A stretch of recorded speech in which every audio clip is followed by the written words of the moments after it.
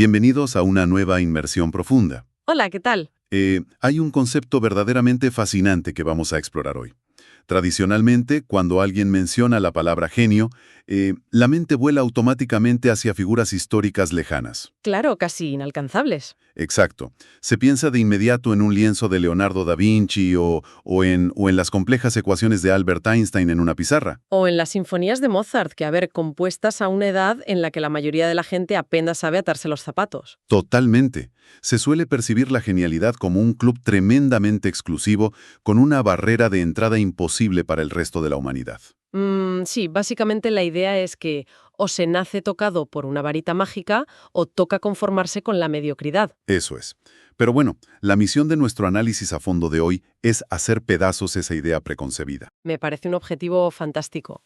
Vamos a sumergirnos en los apuntes, artículos y textos basados en el trabajo del fenomenal Dr. Wayne Dyer, específicamente en lo que él define como los 9 hábitos del genio creativo. Un material interesantísimo. El objetivo de esta sesión de hoy es destilar toda esa sabiduría para que cualquier persona en nuestra audiencia pueda reconectar con esa brillantez innata sin sentir que es una tarea titánica o abrumadora. Exactamente. Y para arrancar con energía correcta, hay una cita de Buckminster Fuller que abre el material de hoy y que es, francamente, un golpe sobre la mesa. A ver. Dice así: todos nacen siendo genios, pero el proceso de vida los desgenia. Madre mía.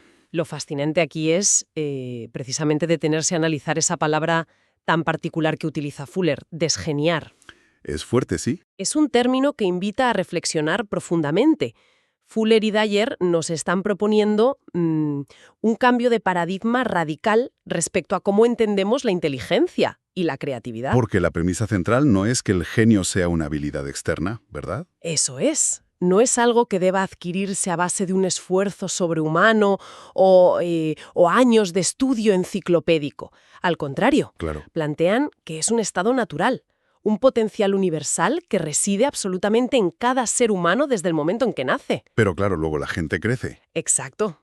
A medida que la gente crece, el sistema educativo, las expectativas sociales, las comparaciones constantes y la necesidad de encajar van limando esa originalidad.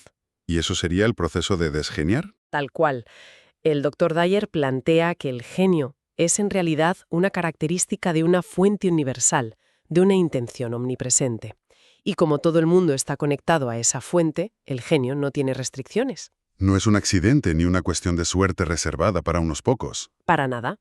Hay un ejemplo brillante en las fuentes por su cotidianeidad. ¿Cuál es? Ese instante en el que alguien ejecuta el golpe perfecto en una ronda de golf o al devolver una pelota de tenis. Ah, ya. En ese segundo donde todo fluye. Eso es, donde el cuerpo y la mente se alinean a la perfección casi sin pensar y se siente un placer inmenso por el logro. Eso es un destello de genialidad pura. Todo el mundo experimenta esos momentos en diferentes ámbitos de la vida. Bueno, vamos a desgranar esto paso a paso, porque la estructura que se propone para recuperar esa conexión perdida es sumamente práctica y a la vez rompe bastantes esquemas. Desde luego que sí. Vamos a adentrarnos en la primera gran fase, que podríamos llamar la redefinición y protección de esa chispa interna. Y esto nos lleva directamente al hábito número 1, que suena sumamente contundente. ¿Qué es? Declárate un genio. Declárate un genio. Claro, al leer esto por primera vez, la imagen que viene a la cabeza es la de alguien saliendo a la calle con un megáfono. O poniéndolo en la biografía de todas sus redes sociales para que el mundo entero lo vea y lo aplauda. Sí, tal cual. Es una reacción muy comprensible en la era de la sobreexposición en la que vivimos, pero el enfoque es diametralmente opuesto.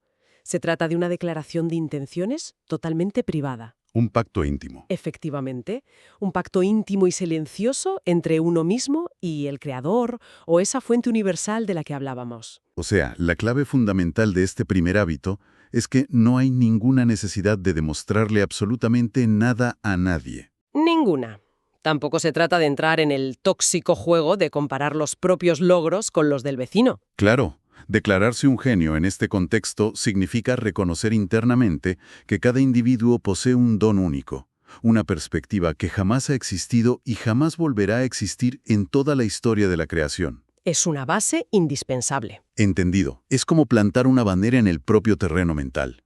Y esa reconexión íntima nos lleva de la mano al hábito número 2, que consiste en prestar atención a los propios pensamientos. Muy importante este punto. A ver, fíjate en una cosa. Es muy común que la mente actúe como un filtro despiadado, descartando intuiciones fugaces por considerarlas tontas, poco realistas o insignificantes. Totalmente. Sin embargo, se nos dice que esos pensamientos no son basura mental aleatoria, sino la conexión directa con el campo de la intención. Eso es. Pero espera un momento, porque antes mencionamos algo parecido. ¿Qué es exactamente ese campo de la intención? ¿Hablamos de un concepto místico, de algo religioso o de un estado psicológico concreto? Es una pregunta lógica. Porque para quienes nos escuchan y son un poco más escépticos, esto puede sonar un poco etéreo, la verdad. Es una excelente aclaración. En el marco del trabajo de Dyer, el campo de la intención no se presenta como un dogma religioso, sino más bien como una energía subyacente en el universo, de la que emerge toda la creación. ¿Vale? Se puede pensar en ello desde una perspectiva casi de física cuántica o psicológica, como un estado de flujo puro. Es esa corriente de creatividad de la que surgen las grandes ideas antes de tomar forma física. Ah, claro. Por lo tanto, esos pensamientos persistentes, los que rondan la cabeza una y otra vez y que suelen estar relacionados con nuevas aventuras, pintar, escribir o emprender algo distinto, no son accidentes neurológicos. No lo son. Son impulsos de esa intención creadora, recordando a la persona que ha venido a este mundo a expresar una brillantez única y preguntándole en cierto modo por qué se conforma con una vida que no resuena con ese potencial. Son avisos de que hay algo más esperando ser explorado. Exacto. Es como si hubiera una alarma interna sonando suavemente, pero que la mayoría se empeña en silenciar por miedo o por rutina. Así es. Y para proteger esa alarma y esos impulsos, el hábito número 4 resulta fundamental. Sí. Lo agrupamos aquí porque tiene todo el sentido temático en esta fase de incubación. Se trata de creer en la validez de esos pensamientos.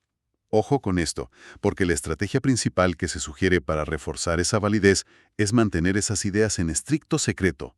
Una medida de protección. Y aquí me surge una duda enorme. Nos pasamos la vida escuchando consejos modernos que dicen que hay que hacer contactos, que hay que contar las metas en voz alta para generar compromiso social, buscar validación externa rápida, y ahora resulta que el hábito de un genio es guardarlo todo bajo llave. Precisamente. Y hay un motivo psicológico profundísimo para ir en contra de ese consejo moderno de estar compartiéndolo todo constantemente. ¿Cuáles?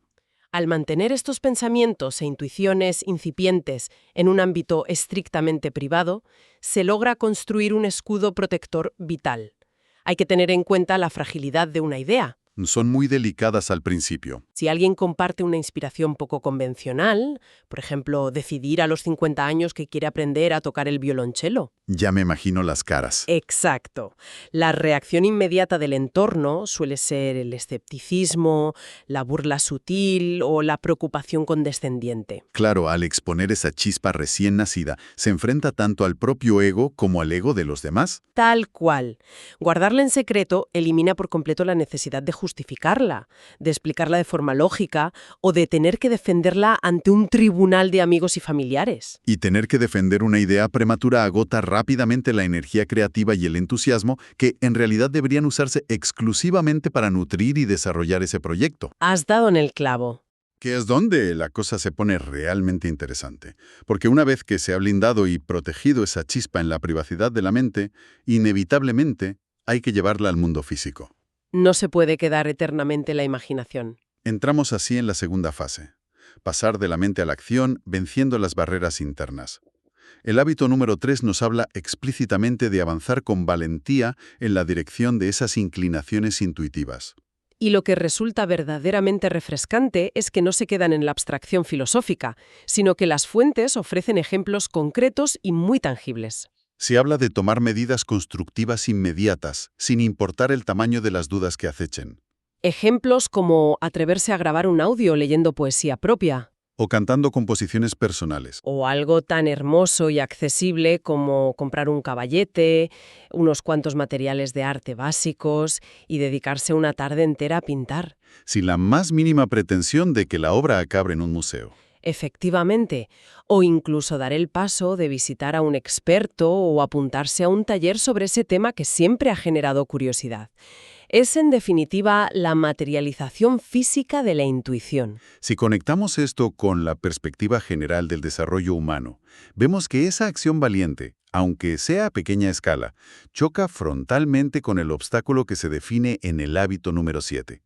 La necesidad imperiosa de eliminar la resistencia. Eso es. La acción constructiva, por pequeña que sea, es el antídoto directo contra la inmovilidad, pero es crucial entender qué es exactamente esta resistencia. Lo verdaderamente revelador es cómo se desenmascara a esta fuerza opositora. La resistencia jamás se presenta como un villano de película. Nunca. Siempre, sin excepción, se disfraza de pensamientos racionales, lógicos y prudentes. Se manifiesta como dudas paralizantes sobre las propias habilidades o se apoya en creencias profundamente arraigadas desde la infancia sobre la supuesta falta de talento o de aptitud técnica para desarrollar una actividad. Claro, es esa voz interna súper persuasiva que dice cosas como «no eres lo suficientemente bueno», «ya es demasiado tarde para aprender a pintar» o «hacer el ridículo a estas alturas de la vida no tiene sentido». Pero, espera, quiero hacer de abogado del diablo un momento. A ver, Esa mente racional también tiene una función evolutiva de protección, ¿no? por supuesto. Si a alguien de repente le da el impulso intuitivo de dejar su trabajo estable mañana mismo para irse a vivir al bosque y ser escultor sin tener un solo euro ahorrado, la mente racional que le dice que va a acabar en la ruina le está salvando la vida. Sin duda. No está bloqueando su genio. Entonces, ¿dónde trazamos la línea entre la resistencia limitante y el simple sentido común? Es una distinción absolutamente vital. La clave radica en la magnitud y la naturaleza de la acción. Explícame eso. El genio no exige decisiones temerarias que pongan en peligro la supervivencia básica. Volviendo a los ejemplos anteriores, comprar un caballete y pintar un domingo por la tarde no conlleva ningún riesgo financiero ni vital. Ninguno. Sin embargo, la mente, impulsada por la resistencia, inventará 1000 excusas racionales para no hacerlo. Tienes que limpiar la casa, es una pérdida de tiempo, los materiales son caros. Ah, ya veo. Eso es resistencia pura, bloqueando la creatividad bajo la apariencia de responsabilidad. La mente racional nos protege del peligro físico real, pero a menudo se extralimita y trata de protegernos del peligro imaginario de fracasar creativamente o de sentirnos vulnerables. Esa es la clave. Por eso es vital para cualquier persona reconocer que cualquier pensamiento que cuestione el propio derecho a explorar el genio no es una evaluación objetiva de la realidad. Es un mecanismo de bloqueo. Tal cual, sustituir el pensamiento de «no soy capaz de hacer esto» por la observación de «estoy experimentando una fuerte resistencia en este momento» es una reestructuración cognitiva fascinante. Al cambiar la etiqueta, se le quita gran parte del poder a ese pensamiento limitante. Exactamente. Totalmente de acuerdo. Es pasar de ser la víctima de la mente a ser el observador de la misma. Qué buena forma de expresarlo. Y una vez que se empieza a despejar esa maleza mental y a tomar pequeñas acciones valientes, se necesita crear un entorno a largo plazo donde este genio pueda florecer sin asfixiarse. Un verdadero ecosistema del genio. De eso tratan precisamente los hábitos 5, 6 y 8, que conforman nuestra tercera sección temática, Empezando por el hábito 5. que se centra en cultivar la gratitud y apreciar la vida. Se afirma de manera tajante que alinearse con esta energía creadora requiere una limpieza emocional activa y constante. Hay que rechazar activamente los estados de odio, ansiedad crónica, ira y el juicio constante hacia los demás. Básicamente, es incompatible estar sintonizado con la intención creadora mientras se alberga resentimiento o amargura, porque son frecuencias energéticas opuestas. Cualquier paso en la dirección de expresar los impulsos creativos es un paso hacia la materialización de ese genio interno. Y ese paso constante de apreciación debe darse desde un estado mental muy particular, que es lo que aborda el hábito número 6. Lograr mantener un estado de asombro infantil. Se utiliza un término que me parece de una precisión brillante en las fuentes. Humildad radical. Humildad radical. Consiste esencialmente en negarse a atribuirse el mérito exclusivo e individual de los propios talentos, éxitos o aptitudes intelectuales. Para ilustrar este concepto de manera magistral, el propio Dr. Dyer comparte una analogía preciosa y muy vulnerable sobre su propio proceso de escritura. Es una imagen bellísima. Relata cómo, estando sentado en su escritorio con la pluma en la mano, observa las palabras ir apareciendo en el papel. y se siente verdaderamente desconcertado por el fenómeno. Se observa a sí mismo y se maravilla al ver cómo es posible que su mano sepa traducir impulsos e intuiciones totalmente invisibles e inmateriales en párrafos descifrables, estructurados y con profundo significado. Es adoptar una postura de espectador maravillado ante el misterio de la creación que fluye a través de uno mismo. Negándose rotundamente a que el ego personal se apropie de todo el proceso, diciendo, «Mirad lo brillante que soy». Es una imagen preciosa. Es literalmente adoptar la mirada de un niño pequeño que descubre cómo funciona el mundo por primera vez, pero aplicado a las propias habilidades y rutinas. Y este ecosistema se completa con el hábito número 8. Que, para ser totalmente francos, resulta bastante contraintuitivo y hasta un poco difícil de digerir en la sociedad actual. Porque habla de buscar activamente el genio en los demás. Es que tiene tela el asunto. Vivimos inmersos en un mundo hipercompetitivo, donde desde muy temprano se nos enseña a buscar el fallo en el compañero, a criticar al rival, para así destacar uno mismo. Pero aquí se propone exactamente lo opuesto. Sugiere dedicar energía mental consciente a observar la grandeza en tantas personas como sea posible. E incluso esforzarse en buscarla de manera proactiva si no resulta evidente a primera vista. Habla de ser auténtica y generosamente elogioso. Así es. Pero claro, ¿cómo se supone que alguien aplique esto en la vida real con, digamos, un compañero de trabajo verdaderamente tóxico o con alguien que está haciendo las cosas objetivamente mal? Es un reto mayúsculo, sin duda, pero ahí radica su poder transformador.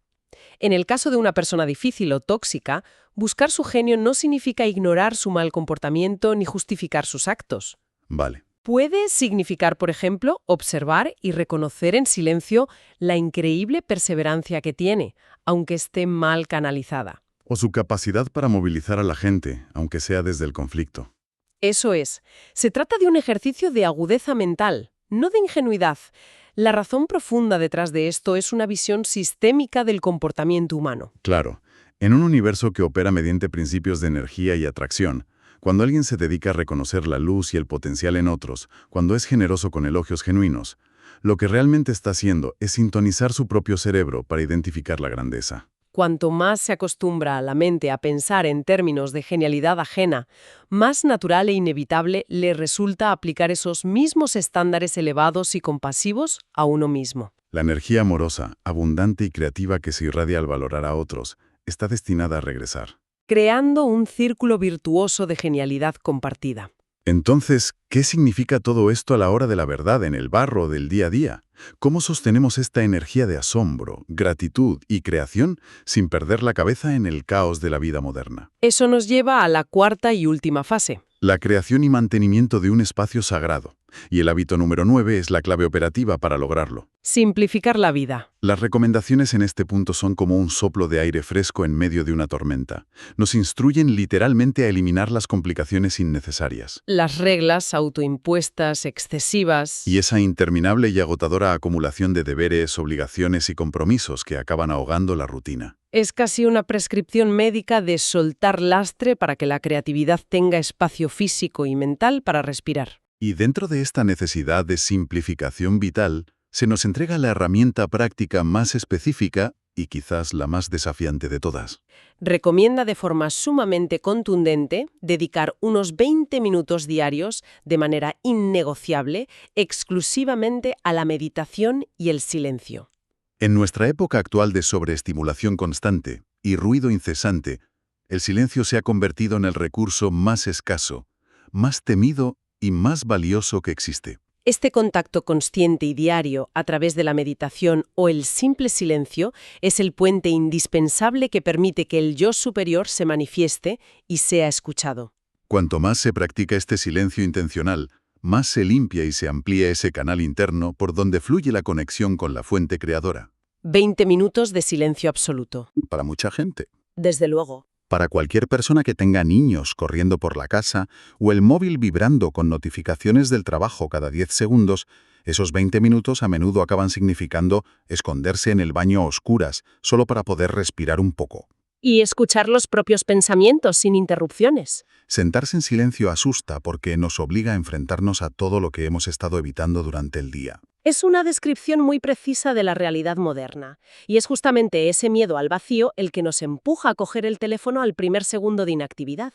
Atravesar esa incomodidad inicial del silencio es el precio de entrada para acceder a la claridad que requiere el genio. Y una vez que se logra esa conexión, hay que protegerla. El mayor peligro a largo plazo, la trampa definitiva que puede apagar esta chispa creativa, es el ego.